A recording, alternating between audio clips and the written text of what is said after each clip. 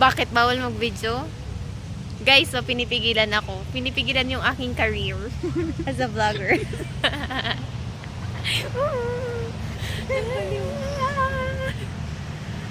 Wala kasi pasalubong na pakwan eh. Tigi. Summer pa nga yun.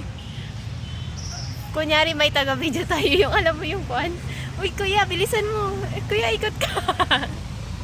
Anong tawag doon? May ganon. May tawag doon. Yung parang... Isip ko.